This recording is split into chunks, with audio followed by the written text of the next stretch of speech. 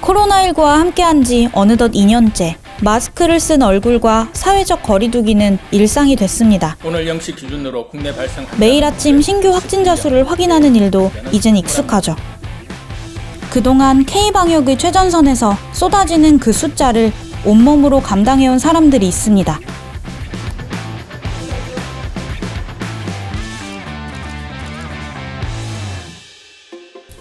전국 보건소의 하루는 오늘도 조금 일찍 시작됩니다.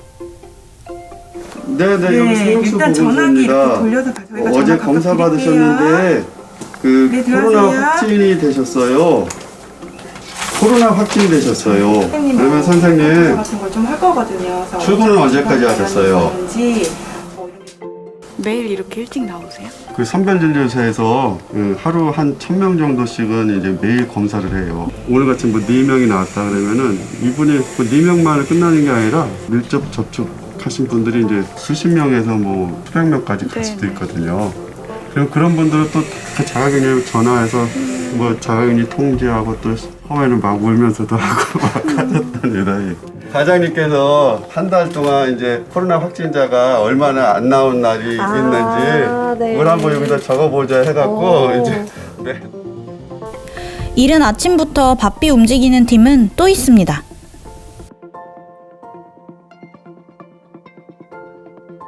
이날은 75세 이상 주민 310명을 대상으로 2차 예방접종이 예정돼 있었는데요. 접종센터 한쪽에 마련된 백신 보관실에서는 간호사들이 해동된 화이자 백신을 끊임없이 주사기 안에 나눠 담았습니다. 영하 70도, 초저온 냉장고에서 백신을 꺼내기 위해서는 특수장갑을 착용해야 한다고 하네요.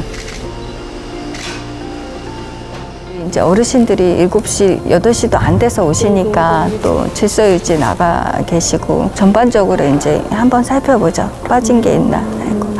매일매일 새로운 상황이 생기죠.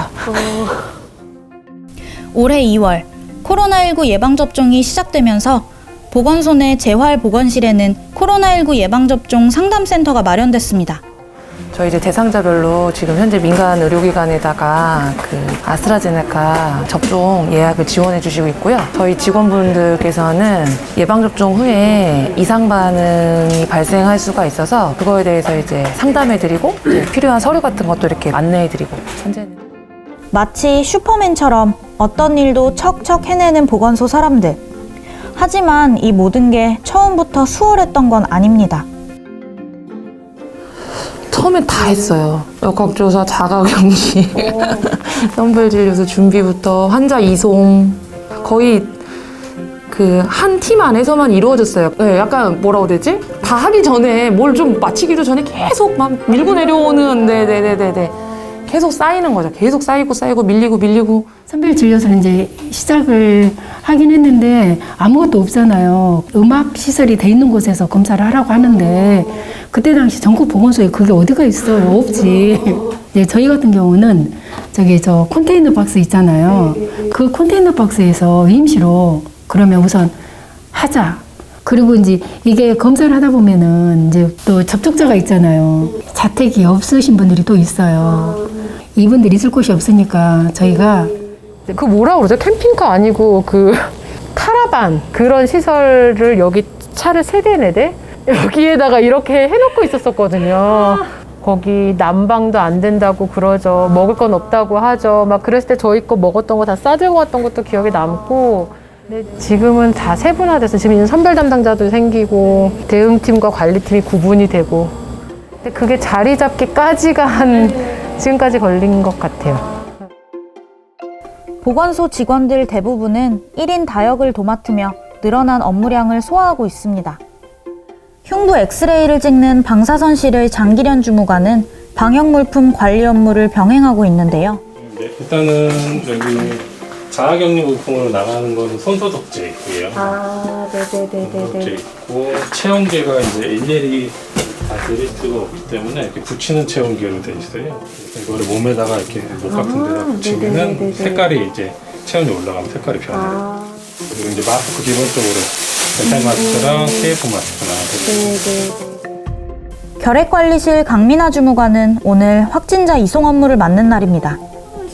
언제쯤일지는 아직 확진자분께도 안내가 돼야 돼서 물품이라든가 네, 안녕하세요.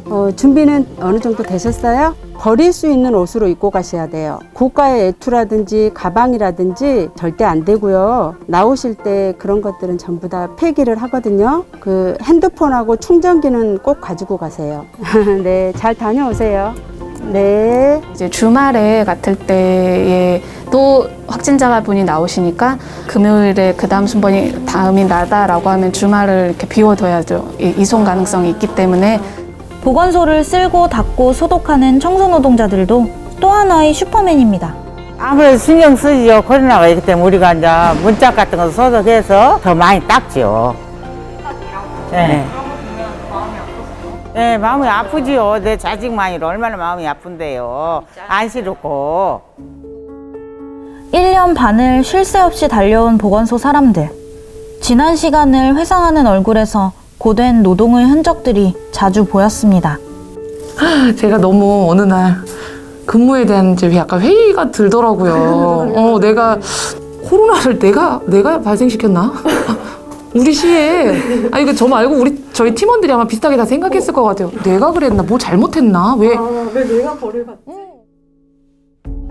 제가 3개월을 근무했는데 1월부터 10월까지 나온 확진자 수보다 3개월 한 확진자 수가 더 많았어요. 선별 진료도 거의 막 그때는 보건소가 다 미친 상태였죠. 솔직히 늘 그 다음 날에 퇴근을 했기 때문에 뭐 빨라도 1시 뭐 이렇게 했었고 12월 달에는 하루 쉬었거든요. 그런 게 조금 힘들었던 것 같아요. 그때는 너무 힘들었어요.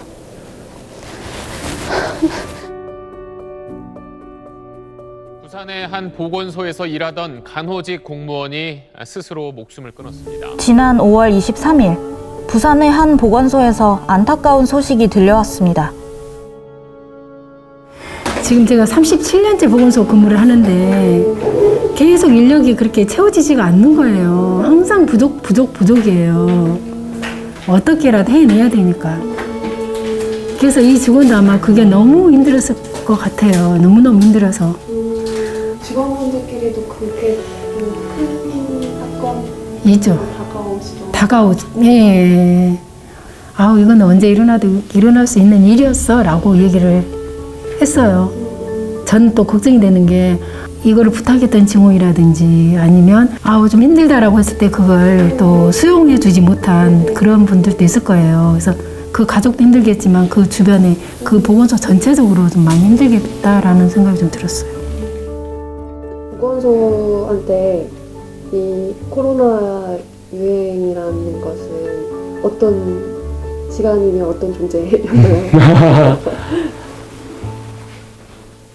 다시는 오지 않으면 좋겠는데 아마 몇 년 안에 또 오겠지.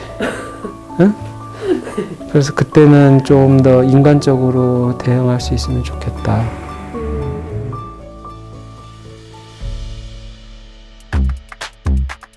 역학조사 선별도 해봤죠. 자가격리도 해봤고 지금 이제 예방접종까지도 지금 또 이제 와서 이제 하고 있잖아요. 다 너무 중요해 진짜. 근데 역학조사만 할 때 몰랐어요. 나만 고생하는 줄 알았거든요. 계신 분들 다 너무 고맙고.